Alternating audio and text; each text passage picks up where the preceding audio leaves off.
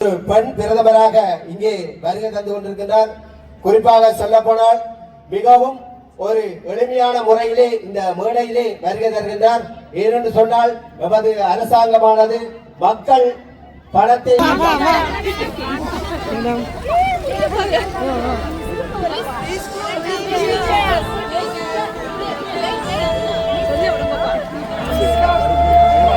எனது ஒரு சாதாரண விவசாய குடும்பத்திலிருந்து வந்த ஒரு குடிமகனை நாட்டின் ஜனாதிபதியாக தேர்ந்தெடுப்பதில் நீங்கள் முதலாவது சந்தர்ப்பத்தை ஏற்படுத்தியிருந்தீர்கள். நன்றி. உங்கள் அனைவருக்கும் வெற்றி உண்டாகட்டும்.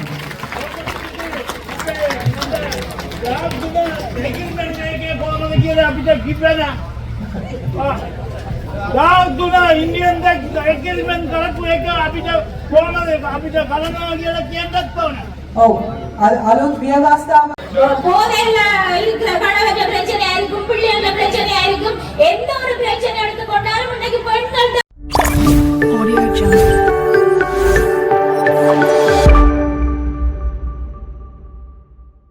வடக்கம்பிராய் அம்மன் கோயிலுக்கு தான் வந்து ஜனாதிபதி பிரதமர் வாரா.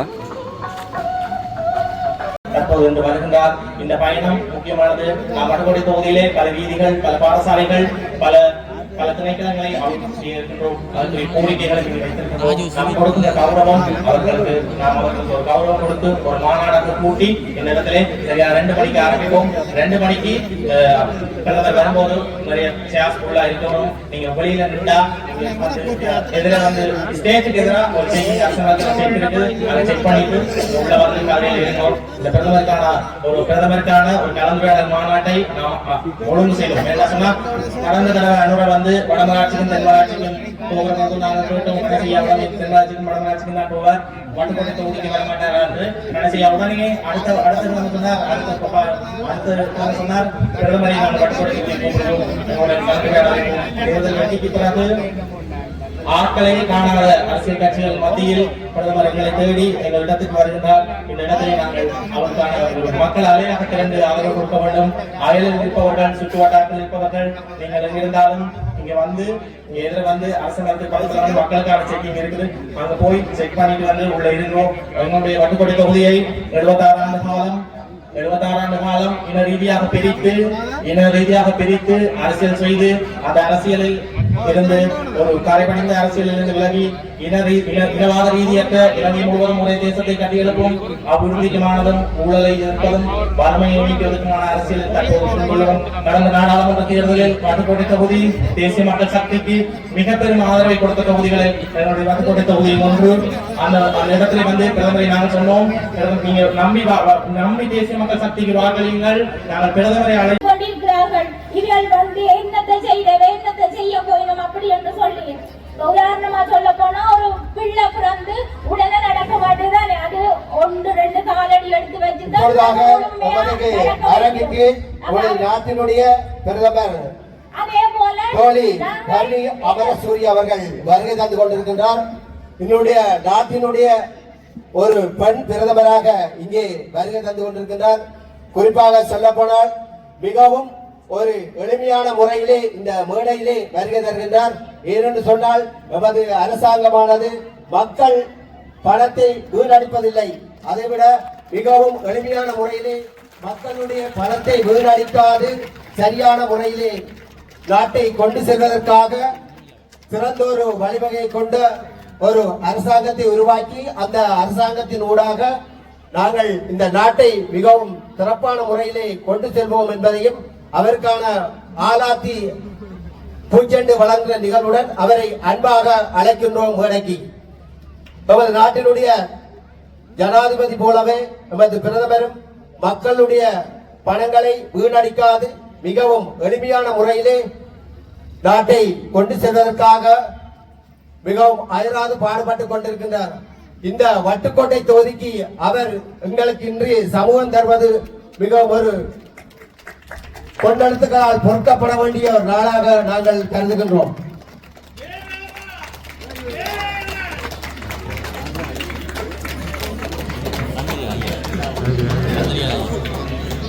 இங்கே கர்ணி அம்மா அவர்கள் வருகை வந்திருக்கிறார். எல்லாருக்கும் நல்ல சந்தோஷமா இருக்கிறேன். கடந்த காலத்துல வந்து நாங்கள் எந்த ஒரு அரசியல்வாதிகளை இப்படி மக்களோடு மக்களா கிட்ட நின்று சந்திச்சிருக்க மாட்டோம். அப்படி இல்லைன்னா நாங்கள் போனில டிவியில தான் பார்த்திருப்போம். இன்னைக்கு எல்லாரும் மிக்க மகிழ்ச்சியில இருக்கிறோம். மற்றது நாங்கள் அனைவரும் இந்த விமர்சனங்கள் சொன்னதான் இந்த விமர்சனங்களை நாங்கள் எங்களை காதில போட விடாம வேண்டாம். பலதரப்பட்ட விமர்சனங்களை வைக்கிறார்கள். இன்னைக்கு இவர்கள் என்ன செஞ்ச இந்த அரசாங்கம் என்னத்தை செய்ய போதுன்னு சொல்லி அப்ப நாங்கள் ஒரு சிறு பிள்ளை பிறந்து உடனே நடக்க மாட்டேது. அது 1 அடி 2 அடி 3 அடி என்று எடுத்து வச்சுதான் அது முழு பிரச்சனை இருக்கு. போதையில இருக்கிற கணவன் பிரச்சனையா இருக்கும், பிள்ளைகள பிரச்சனையா இருக்கும். எந்த ஒரு பிரச்சனை எடுத்துக்கொண்டாலும் இன்னைக்கு பெண்கள் தான் அதுக்கு முகம் கொடுத்து கொண்டிருக்கிறார்கள். இன்னைக்கு நாட்டில 52 வீதமானவர்கள் பெண்களாக இருக்கிறார்கள். நாட்டில வருமானத்தை கூட்டி கொடுக்கிறது பெண்களாக தான் இருக்கிறார்கள். அப்படிப்பட்ட பெண்கள் இருக்கிறார்கள். ஆகவே அந்த நிலை மாற வேண்டும். இனியெல்லாம் கடந்த கால ஆட்சியில் விடுங்க. இந்த நிலை மாறி நாங்கள் எல்லாரும் தேசிய மக்கள் சக்தியோட நாட்டை கொண்டு செல்வதற்காக அந்த லஞ்ச ஊழலற்ற ஒரு நாட்டை உருவாக்கி மேலும் எவ்வளவு நாட்டை ஒரு அழகான ஒரு பூமியாக மாற்றுவதற்கு அனைவரும் அரும்பாடுபட்டுக் கொண்டிருக்கிறார்கள். அந்த வகையிலே நமது வெண்ணிலா உறுப்பினர்களுக்கு நன்றியை தெரிவித்துக் கொண்டு தொடர்ந்து உரையாற்றி வருமாறு வெண்ணிலா, சுமதி உள்ளிட்ட இனிய சகோதர சகோதரிகளே, அதே போன்று எங்களுடைய மேடையானது இருக்கின்ற இனிய சகாக்களே, உங்கள் அனைவருக்கும் அதே போன்று கூடியிருக்கின்ற அன்பார்ந்த தாய்மார்களே, தந்தைகளே, சகோதர சகோதரி, உங்கள் எல்லோருக்கும் தெரியும் இன்றைக்கு அரணி அமர் சூரிய வருவதாக கூறியவுடன் நாங்கள் இந்த பிரதேசத்தில் அதாவது என்றைக்கும் இதற்கு முன்பு இவ்வாறான ஒரு கூட்டத்தை நடாத்தியது கிடையாது. இதுதான் முதல் தடவை இந்த பிரதேசத்தில் கூட்டம் நடக்கும். அதன் பொழுது இன்றைக்கு அவருக்கு காலையிலிருந்து பல சந்திப்புகள் இருந்தது. பிறகு இன்று இதுக்கு பிறகு இன்னும் 2 கூட்டங்கள் இருக்கின்றது. அப்ப அந்த கூட்டங்கள் இருக்கின்ற பொழுது நாங்கள் இந்த முதலாவது கூட்டம் எங்க செய்யுது 2 மணிக்கு ஆக்கள் கொஞ்சம் மாறுது குறைவு. அது மாத்திரமல்ல, வெயில் வேற அடிக்கும், அந்த நேரத்தில் வேலையை விட்டு வந்திருக்க மாட்டோம். அதனால வேண்டி முதல் கூட்டம் எங்கு செய்யறது என்று கேட்கின்ற பொழுது மற்ற இடங்கள் ஆக்கள் வரமாட்டாங்க, அது செய்வாங்க இது செய்வாங்க அப்படியாப்பட்ட உரையாடல்கள் இருக்கின்ற போது, ஆனா எங்களுடைய வட்டுக்கோட்டையில் இருக்கின்ற அமைப்பாளர்கள் குறிப்பிட்டார்கள், யாழ் மாவட்டத்தில் கிடைத்தது மிகவும் 28,000 வாக்குகள். அந்த 28,000 வாக்குகள் கிடைக்கின்ற பொழுது ஒரு சிலர் சொன்னார்கள், மற்ற இடங்களில் பார்க்கின்ற பொழுது மற்ற கட்சிக்காரர்கள் சஜித் பிரேமதாசாவுக்கு 1,00,000க்கு அதிகமான வாக்குகள் கிடைத்தது, மற்ற ரணில் விக்ரமசிங்காவுக்கு அதிகமான வாக்குகள் கிடைத்தது, மற்றது சங்கு கட்சிக்கும் கிடைத்தது. ஆனால் மிகவும் குறைந்த வாக்கு கிடைத்தது யாருன்னு கேட்டா அதுக்கும் அரசன் ஆயிட்டார். ஏன் அந்த காரணம்? அப்ப அதன் பொழுது நாங்கள் தேடி பார்க்கின்ற பொழுது வேறு எதுவுமல்ல, எங்கள் எல்லோருக்குமே தெரியும், அனுரகுமார் சிவநாயக் அவர்கள் ஜனாதிபதியாக தெரிவு செய்யப்படுகின்ற பொழுது இங்க இருக்கின்ற மக்கள் நம்மள அனுர வரப்போறது இல்லை. இது நாள் வரைக்கும் கொடி கட்டி பறந்தவர்கள் வேறு யாரும் இல்லை. தன்னா நாட்டில் மேட்டு குடி பரம்பரை நாட்டில் ராஜபக்சாக்கள் அல்லது ரணில் விக்ரமசிங்காக்கள், பிரேமதாசாக்கள் இப்படியாப்பட்ட பரம்பரையாக அந்த நாட்டில் இருக்கின்றவர்கள் ஆட்சி பீடத்துக்கு இருந்தார், ஜனாதிபதியாக வந்திருக்கின்றார். அனுரகுமார் சிவநாயக்க சாதாரண ஒரு குடும்பத்தில் பிறந்து ஒரு ஏழை தொழிலாளியினுடைய மகன், மிக கஷ்டப்பட்டு படிப்பதற்கு கூட வசதி இல்லாது ரயிலையும் ஏறி மழையும் வித்து அந்த வந்த பாதையில இன்றைக்கு உங்களுக்கு எல்லாருக்கும் தெரியும். நேற்று முன்னாள் போனா துபாய்க்கு போயிட்டு 150 நாடுகளுடைய தலைவர்கள் சந்தித்தார். 150 நாடுகளும் தேடி வந்தார்களாம். எங்க Anura where is the Sri Lankan president தேடி வந்தார். அந்த அளவுக்கு இன்றைக்கு உலகமே திரும்பி பார்க்கின்ற ஒரு ஜனாதிபதியாக நீங்க எல்லாருமே சேர்ந்து கடந்த செப்டம்பர் மாதம் தெரிவு சரி. அப்ப அந்த நேரத்தில் எங்களுக்கு எல்லாம் இருந்த பிரச்சனை வேறு எதுவும் இல்லை. யாழ்ப்பாணத்து மக்களுக்கு கொஞ்சம் சந்தேகம் இருந்துச்சு. இல்ல அனுர வரமாட்டால் வேறாக வருவான்ட்டு மற்றவங்களுக்கு வாக்கு இருந்தாலும் அனுர வந்துட்டார். அப்ப அனுர வரமாட்டாதுன்னு நினைக்கிறதுக்கு காரணம் வேறு எது உங்களுக்கு எல்லாருக்கும் தெரியும். அதற்கு முன்பு நடந்த தேர்தல் உங்களுக்கு எல்லாருக்கும் 2019 ஆண்டு தேர்தல். கோட்டாபய ராஜபக்சாவுக்கு 69 லட்சம் வாக்கு, சஜித் பிரேமதாசாவுக்கு 45 லட்சம் வாக்கு, அனுரவுக்கு 4 லட்சம் வாக்கு. தேடி பாருங்க, கணித சூத்திரத்தின் படினா அனுரையிட வெற்றி சாத்தியமே இல்லாத ஒன்று கணித சூத்திரத்தில். ஆனால் நமக்கு எல்லாருக்கும் தெரியும் சமூக விஞ்ஞானம் என்பது அப்படி அல்ல. சமூக மாற்றங்கள் என்பது பெரிய பாய்ச்சலாக வகையில நாங்கள் பார்க்கின்ற பொழுது, எல்லா வகையில நாங்கள் தேடி பார்க்கின்ற பொழுது எங்களுக்கு சொந்ததான் எங்களுடைய ஏரியா. ஆனா இன்றைக்கு அந்த எங்களுக்கிட்ட இருந்த அந்த முதலாவது ஸ்தானத்தை யாழ்ப்பாணம் தட்டி பறித்து விட்டது.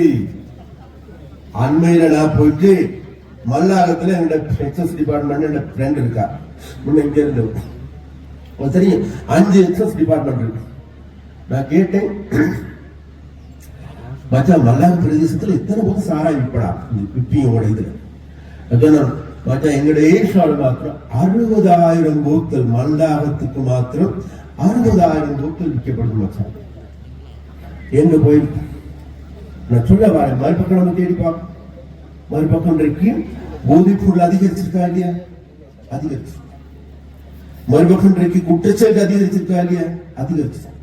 அப்படியே இந்த குற்றச்செயல்கள் அதிகரிக்க நாங்கள் நீங்க எல்லாருமே சேர்ந்தால்தான் என்ன ஒன்றுபட்டால்தான் உண்டுவாகும் சொல்றான். அது உண்மைத்தான்.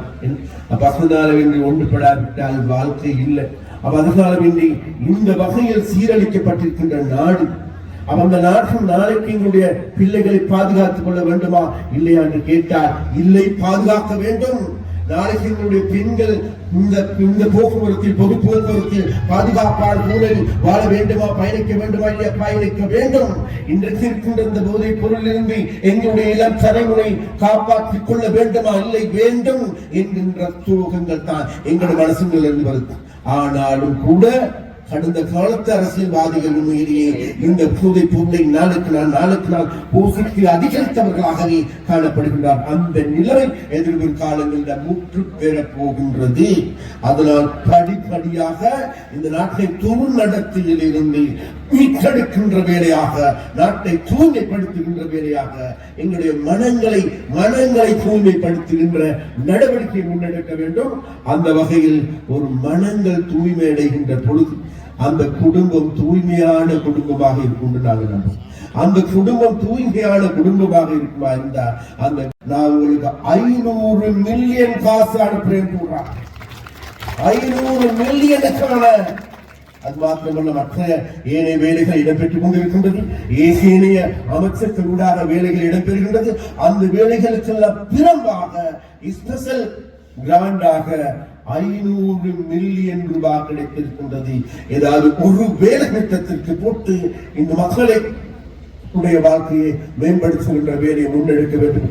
அந்த வகையில் நாங்கள் அனைத்தையும் நாங்கள் கவனத்தில் கொள்கின்றோம் என்று கூறிக்கொண்டு, அதே போன்று எங்களுடைய கல்வி நிலைமைகள் இதை விட மாற்றமான ஒரு நிலைமைக்கு கொண்டு செல்ல வேண்டும் என்றும் கேட்டுக்கொண்டு, அதற்கெல்லாம் வேறு நாங்கள் விசேடமாக இன்றைக்கு உங்களால் கட்டியெழுப்பப்பட்டிருக்கின்ற உருவாக்கப்பட்டிருக்கின்ற இந்த அரசாங்கத்தை நாங்கள் எல்லோருமே சேர்ந்து, இது உங்களுடைய அரசாங்கம், உங்களுடைய ஜனாதிபதி, உங்களுடைய பிரதமர், வேறு யாரும் அல்ல, உங்களுடைய பிள்ளைகள், உங்களுடைய சகோதரிகள். அந்த சகோதரிகள் தாங்கள் அதாவது அனுர தோழரை தாங்களுடைய பிள்ளையாக நேசித்ததன் காரணமாகவே அண்மையில் அனுர தோழர் வருகின்ற பொழுது ஆற தழுவிக்கொள்கின்ற மக்கள், அது பெண்களா, ஆண்களா, இளைஞர்களா, யுவதிகளா, எவரை எடுத்துக்கொண்டாலும் கூட எல்லோருடைய ஆக்கசிப்பும் இருப்பது வேறு எதற்கும் அல்ல அனுர மீது. ஏன் வேறு எதுவுமல்ல, அனுர வருகின்ற பொழுது, அனுர பேசுகின்ற பொழுது, அனுர டிவியில வருகின்ற பொழுது தாங்களுடைய பிள்ளை, தாங்களுடைய சகோதரன், தாங்களுடைய ஜனாதிபதி என்கின்ற உணர்வு வந்ததன் காரணமாகவே அந்த நிலைமை உருவாகி இருக்கின்றது. அதனால் உங்களுடைய அரசாங்கம், உங்களுடைய ஜனாதிபதி, உங்களுடைய பிரதமர், உங்களுடைய அமைச்சர்கள், உங்களுடைய அரசாங்கம் இந்த அரசாங்கத்தை பாதுகாத்துக் கொள்ள வேண்டிய பொறுப்பு கடப்பாடு உங்களுக்கு இருக்கின்றது என்று கூறிக்கொண்டு அதற்காக வேண்டிய அந்த அரசாங்கத்தை பாதுகாத்துக் கொண்டு எமது நாட்டை நல்லதொரு நாட்டாக வளமான நாட்டை அழகான வாழ்க்கை உருவாக்குவதற்காக நீங்கள் எல்லோருமே சேர்ந்து ஒன்றாக பயணிப்போம் என்று கேட்டுக்கொண்டு உங்களிடமிருந்து விடைபெறுகிறேன். ஒரு சைட்டாக எடுக்குமா ஒரு டிஸ்டர்ப் பண்ண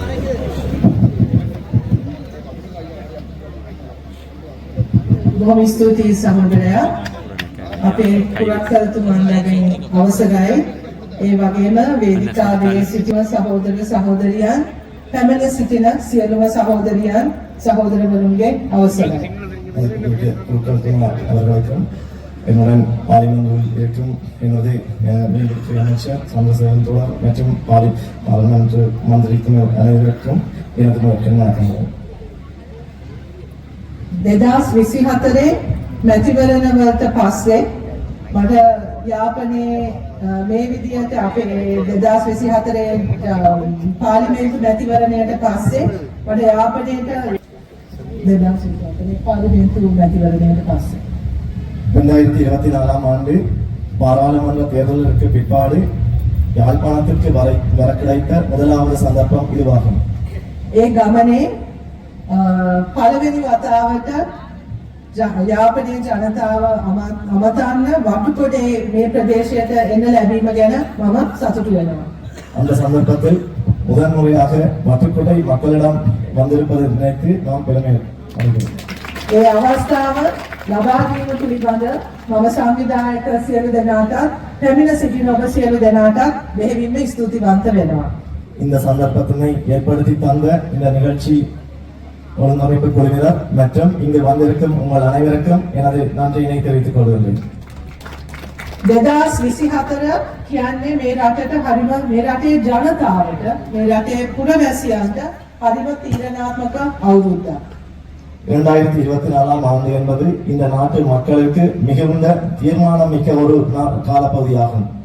ඔබ මේ රටේ පුරවැසියන් හැටියට අවස්ථා දෙකක මේ රටේ ඉතිහාසය වෙනස් කරන්න මැදිහත් වුණා. இந்த நாட்டு மக்கள் என்ற விதத்தில் இரண்டு சந்தர்ப்பங்களில் இந்த நாட்டினுடைய வரலாற்றினை மாற்றுவதற்கு நீங்கள் முன்வந்திருக்கிறீர்கள். පළමුවෙනි අවස්ථාවේදී මේ රටේ සාමාන්‍ය පවුලකින් ආපු ගොවි පවුලකින් විහිවෙච්ච සාමාන්‍ය ඉස්කෝලයකට ගිය තමන්ගේ මුළු ජීවිතයම දේශපාලනය වෙනුවෙන් කැප කරපු සහෝදරයෙක් ජනාධිපති කරන්න ඔබ සියලු දෙනා මැදිහත් වුණා. அந்த வகையில் அந்த இரண்டு சந்தர்ப்பங்களால் முதலாவது சந்தர்ப்பமாக எனது ஒரு சாதாரண விவசாய குடும்பத்திலிருந்து வந்த ஒரு குடிமகனை நாட்டின் ஜனாதிபதியாக தேர்ந்தெடுப்பதில் நீங்கள் முதலாவது சந்தர்ப்பத்தை ஏற்படுத்தியிருந்தீர்கள். ඊට පස්සේ සති කීපයකට පස්සේ ඔබ පාර්ලිමේන්තුව වෙනස් කරා. மேலும் ஒரு சிறு காலப்பகுதிக்கு பின்னர் நீங்கள் பாராளுமன்றத்தை மாற்றியமைத்தீர்கள். ඔබ අද පාර්ලිමේන්තුව දිහා බැලුවම ඒ ඇතුළ දිහා බැලුවම ලොකු වෙනසක් දකින්න ඕනේ. நீங்கள் பாராளுமன்றத்திற்கு உள்ளே பார்க்கும் பொழுது அதற்கு பாரிய ஒரு மாற்றத்தினை காணக்கூடியதாக இருக்கும். ඒ බහුතරයක් ඉන්නේ දේශපාලන පවුල් වලින් ආපු අය නෙවෙයි. பெரும்பாலானவர்கள் இருக்கிறார்கள் பாராளுமன்றத்தில் அரசியல் பின்புலத்தில் வந்தவர்கள் அல்ல. පවුලේ ව්‍යාපාරයේ දේශපාලනය කරපු අය නෙවෙයි. குடும்பத்தில் எந்த ஒருவரும் அரசியலில் ஈடுபட்டவர்களும் இல்லை. ඒ ආණ්ඩුවේ ඔබ දකින මන්ත්‍රීවරුන් සියලු දෙනාම මහන්සි වෙලා ජනතාව එක්ක වැඩ කළා දේශපාලනිකව ජනතාව එක්ක එකතු වෙලා සංවාදය හරහා ජනතාව විසින් තෝරාපත් කරපු අය. அங்கிருக்கும் அனைவரும் உங்களுடன் இணைந்து வேலை செய்து உங்களில் ஒருவராக இருந்து உங்களாலேயே பாராளுமன்றத்திற்கு அனுப்பப்பட்டவர்கள். ඒ නිසා තමයි අපිට අද පාර්ලිමේන්තුව තුළ සියලුම ජාතීන් සියලුම ආගම් සියලුම ස්තර නියෝජනය කරන පිරිසක් ආණ්ඩු පක්ෂය අපිට ආණ්ඩු පක්ෂය නියෝජනය කරන්න මන්ත්‍රීවරුන් ඇමතිවරුන් හැටියට දකින්න පුළුවන් වෙන්නේ. அதனால்தான் இந்த நிலையில் நமது பார்லிமென்றத்தில் ஆளும் கட்சியில் பல்வேறு மதத்தினர் பல்வேறு இனத்தினரையும் ஒன்றிணைத்ததோர் ஒருங்கிணைப்பாக இவர்கள் வந்திருக்கிறார்கள். මෙච්චර කාලයක් මලයාලම් ප්‍රජාව නියෝජනය කරන්න හිටියේ ඒගොල්ලෝගේ ලොක්කෝ. இவ்வளவு காலம் மலையக மக்களுடைய மலையக மக்களுடைய அவர்களுக்குரிய ஒரு நியமனமாக இருந்தவர்கள் அவர்களுடைய ஒருவராம். හැබැයි අද ඉන්නවා ඒ වතුවල වැඩ කරපු අයගේ ළමයි දුරවත් වෙන්න පුළුවන් වෙන්නේ පාර්ලිමේන්තුවට ගියත් ඇමතිකම් ලැබුණා. அதனால் தான் இன்று உங்கள் அனைவருக்கும் அவர்களுக்கு கிட்ட சென்று வேலை செய்யக்கூடியதாக இருக்கிறது. அவர்கள் பாராளுமன்றத்தில் அமைச்சர் பதவியில் எடுத்துக் கொண்டார்கள். මේ පාර පාර්ලිමේන්තුවේ තවත් ලොකු වෙනසක් තියෙනවා. இந்த பாராளுமன்றத்தில் இன்னும் ஒரு பெரிய மாற்றம் இருக்கிறது. අපිට മന്ത്രി වරියන් 22ක් ඉන්නවා. பாராளுமன்றத்தில் அமைச்சர்கள் 22 பேர் இருக்கிறார்கள். ඒ 20ක්ම ජාතික ජන බලවේගය. அந்த 20 பேர் தேசிய மக்கள் சக்தியினைச் சேர்ந்தவர்கள். අපිට බලයේ ඉන්න තියෙන බරම இந்த ஒப்புதல் தான் எமது பலத்தினை வைத்துக் கொண்டிருக்கக்கூடிய ஒரு வரமாகும். ඒ විශ්වාසය තමයි අපි ජනතාව විසින් පත් කරපු ජනතාව විසින් රැකෙන ආණ්ඩුවක්. அந்த நம்பிக்கை தான் எமது அரசாங்கமானது மக்களுக்கான ஒரு அரசாங்கம், மக்களுக்காக வேலை செய்கின்ற அரசாங்கம் என்கின்ற ஒரு நம்பிக்கையாகும். එතකොට අපේ සංවාදය අපි වග කියන්නේ ඔබ සියලු දෙනාට. அந்த வகையில் எங்களுடைய தொடர்பாளர், எங்களுடைய உரிமைகள், பொறுப்புணர்வுகள் அனைத்தும் உங்கள் அனைவருக்காகவும். ඒ ඔබ අප මත තබපු විශ්වාසයේ තවත් ලොකු අර්ථයක් තියෙනවා. நீங்கள் எங்களுடைய வைத்துள்ள இந்த நம்பிக்கையில் மிகப்பெரிய ஒரு அர்த்தம் அடங்கியுள்ளது. ඒ අර්ථය තමයි අපි නිදහස ලබලා අවුරුදු 77ක් ඉවර වුණාට පස්සේ අපිට ලබා ගන්න බැරි වෙච්ච ජාතික සමගිය මේ වතාවවත් අපි ලබා ගන්න ඕනේ කියන එක. அந்த விசுவாசம் தான் இந்த நாட்டு மக்கள் எங்களிடம் வைத்துள்ள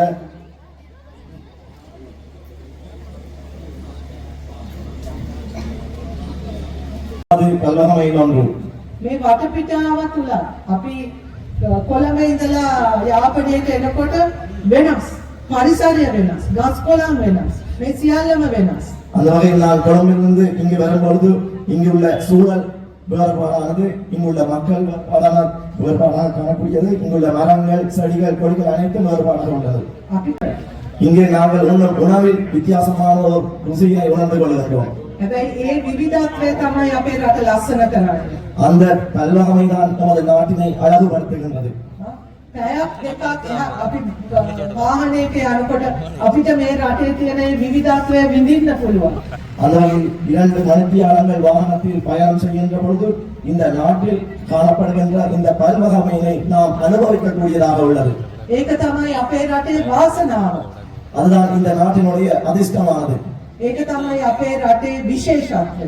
அதுதான் இந்த நாட்டினுடைய விசேஷமான அம்சங்களில் ஒன்று. හැබැයි මේ විවිධත්වය නිසා අපි අතර බෙදීම් තියෙන්න බෑ. ஆனால் இந்த பல்வகமையின் அடிப்படையில் எம்மை பிரித்து வாழ முடியாது. අසමානකම් තියෙන්න බෑ. இந்த நாட்டில் அனைவரும் இந்த நாட்டினுடைய பிரஜைகள். එහෙම දැනටම මේ රට තුල හොඳින් ජීවත් වෙන්න සමාන අයිතියක් තියෙනවා. இந்த நாட்டில் உள்ள அனைத்து மக்களுக்கும் இந்த நாட்டில் சிறப்பாக வாழ்வதற்கான சம உரிமைகள் வேண்டும். මේ රට තුල ආරක්ෂිතව ජීවත් වෙන්න අපි සියලු දෙනාටම සමාන අයිතියක් තියෙනවා. இந்த நாட்டில் பாதுகாப்புடன் வாழ்வதற்கான சம உரிமைகள் அனைத்து நாட்டு மக்களுக்கும் காணப்படுகின்றது. අපේ භාෂාව කතා කරන්න අපි සියලු දෙනාටම සමාන අයිතියක් තියෙනවා. எங்களுடைய மொழியினை கதைப்பதற்கு நமது நாட்டு மக்கள் அனைவருக்கும் உரிமைகள் காணப்படுகின்றது. අපි කැමති ආගමක් අදහන්න අපි සියලු දෙනාටම සමාන අයිතියක් තියෙනවා. நாம் விரும்புகின்ற சமயத்தினை தொடர்பதற்கான உரிமைகள் அனைவருக்கும் சமமானதாக காணப்பட வேண்டும். අපේ සංස්කෘතිය අනුව අපිට ජීවත් වෙන්න සමාන අයිතිවාසිකමක් තියෙනවා. கலாச்சாரங்களை விரும்பியவாறு பின்பற்றுவதற்கான உரிமைகள் அனைவருக்கும் சமமாக பகிர்ந்தளிக்க. தொழிற்கல்வி அமைச்சு அனைத்திற்கும் நானே பொறுப்பான அமைச்சர்கள் இருக்கின்றேன். මමයි නියෝජ්‍ය ඇමතිවරු දෙන්නයි. நானும் பிரதி அமைச்சர்கள் இருவரும். ඉස්සර අමාත්‍යාංශ 4ක් තිබ්බා. முன்னர் 4 அமைச்சு பதவிகள் காணப்பட்டன. එහෙම තමයි මේව බෙදාගත්තේ. அந்த மாதிரி தான் முன்னர் பிரித்துக் கொண்டுள்ளனர். අධ්‍යාපනයි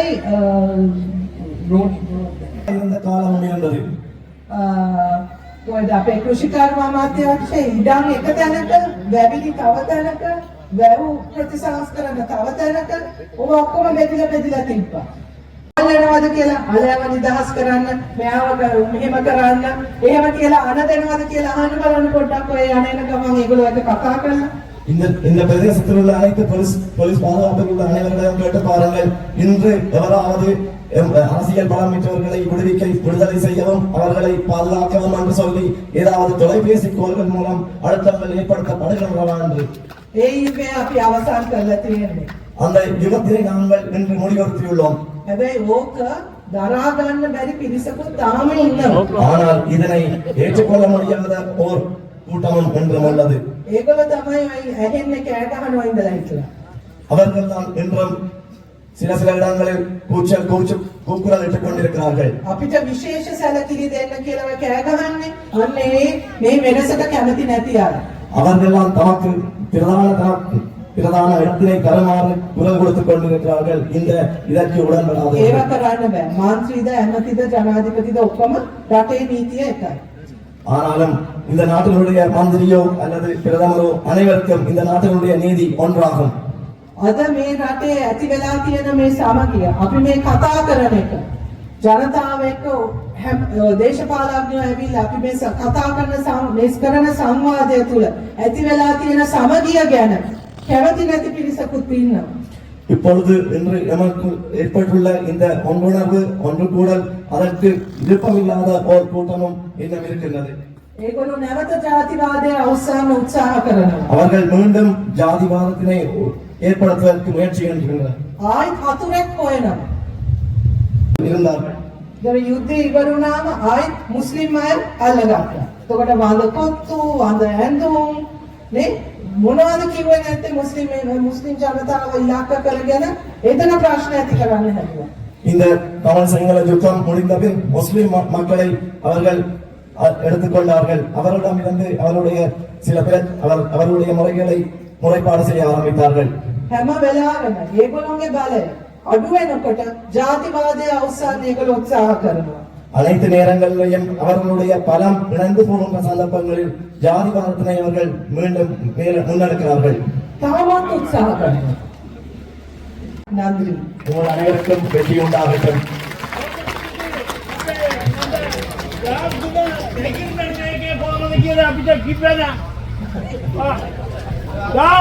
ඉන්දියන් එක්කෙල්මෙන් කරපු එක අපිට කොහමද අපිට කරනවා කියලා කියන්නත් ඕන. ඔව් අලුත් ව්‍යවස්ථාවක් ගේනත් අපි ඒක සඳහා සැලසුම් කරනවා. ඒ ව්‍යවස්ථාව තුළ ඒක කෙසේ විය යුතුද කියලා අපි සාකච්ඡා කරමු ඔබ සියලු දෙනා එකතු කරලා. உங்கள் அனைவருடனும் இணைந்து அது தொடர்பான ஓர் உரையாடலை நாம் முன்னெடுக்கின்றோம். நமது புதிய அரசியல் ஜாப்பினை ஏற்படுத்துவதற்கு முதல் உங்கள் அனைவருடன் இணைந்து அந்த உற்சாகத்தினை முன்னெடுப்போம். போக்கினை கொண்டு வருவதற்கு முதலே கல்வித்துறையை அபிவிருத்தி செய்ய வேண்டும். கல்வியிலே பல மாற்றங்களை கொண்டு வருவதன் ஊடாக சமுதாய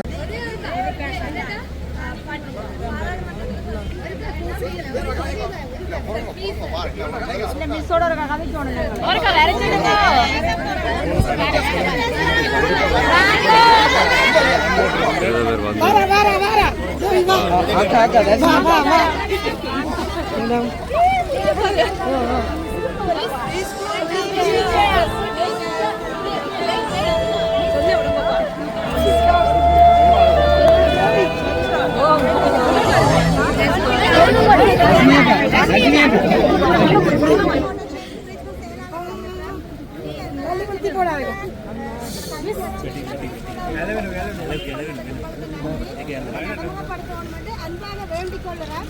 அதுக்கமைய எங்களிடம் இருக்கிற தகமைகளை மேலும் நாங்கள் வளர்த்து கொண்டிருக்கிறோம். நீங்கள் கொடுத்த வாக்குறுதியை செயற்படுத்த வேண்டும் என்று சொல்லி மனசார வேண்டி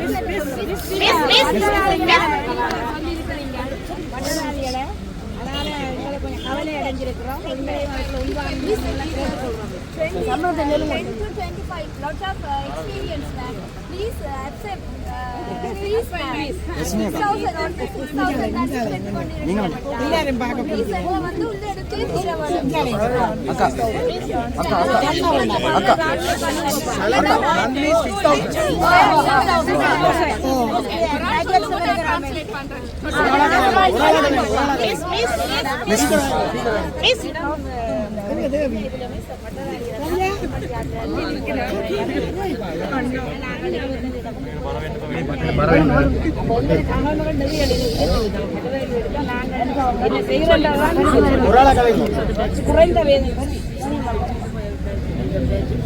எங்கிட்ட சம்பளத்தையும் ரொம்ப தெரிஞ்சுக்கிட்டு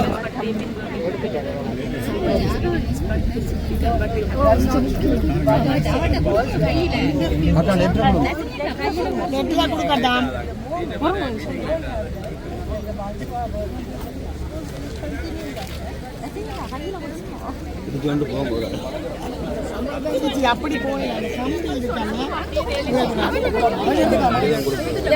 அதை முடியட்டுமே அவங்க தான் பிள்ளைகளுக்கு படிப்பிக்கிற மாதிரியான இனி வார திட்டத்தை எப்படி கொண்டு வருவோமே அதால் எந்த ஒரு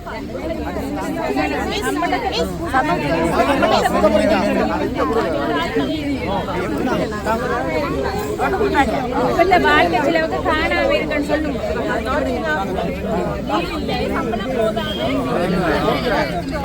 எல்லா கழித எப்படின்ட்டா நினைக்கிறோம்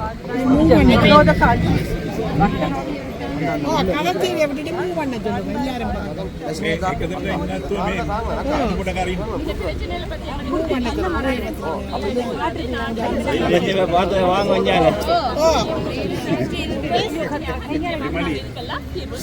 நாங்களும் கலைக்க போறோம் வாங்க மாட்டாங்க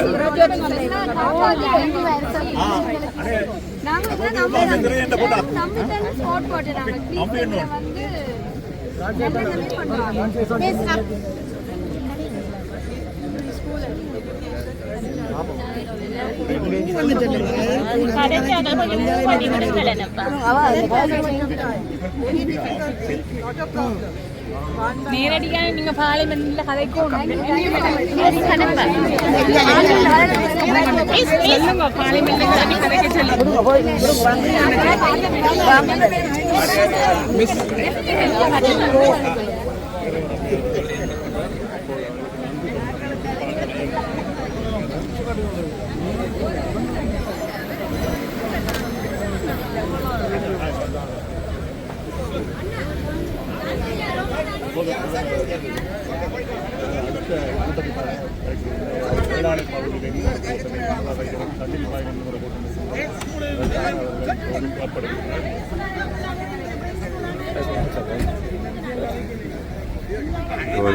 காரணம்